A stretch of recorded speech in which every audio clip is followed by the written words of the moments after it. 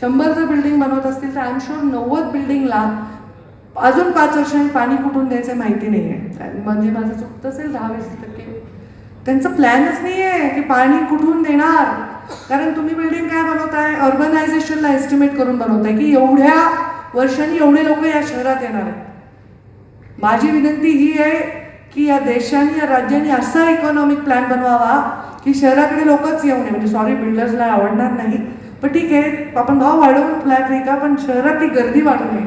लोक उद्योजक व्हावे, ग्रामीण भागात राहावे, तर शहर सुंदर राहतील. मला लहानपणी आम्हाला करमलं नाही की आम्ही पुण्याला जायचो हिल स्टेशन समजून. आता पुण्याला एका टोकापासून दुसऱ्या टोकाला जायला 1.5-2 तास लागतात कमीत कमी. आणि ज्या पद्धतीने शहर पसरले, तुमच्या नाशिकला या रस्त्याने ढिबू मिरची लावून ठेवा चौबाजूने. अजून नाशिकला तेवढं वाटोळं झालेलं नाही आहे. जेवढं कन्स्ट्रक्शन, जेवढं म्हणजे वाढलंय शहर, एवढं नाही झालं. थोडं झालंय. आता AC लागायला लागले म्हणल्या देवयानी ते. आता तेव्हा AC लागत नव्हते, आता लागतायत. आणि हे ACच पुन्हा प्रदूषण करतायत. मध्ये कोविडमध्ये सगळं बंद होतं ना, तर इतकं छान वाटत होतं, प्रदूषण नव्हतं. पण ऑफकोर्स सगळं बंद राहू शकत नाही.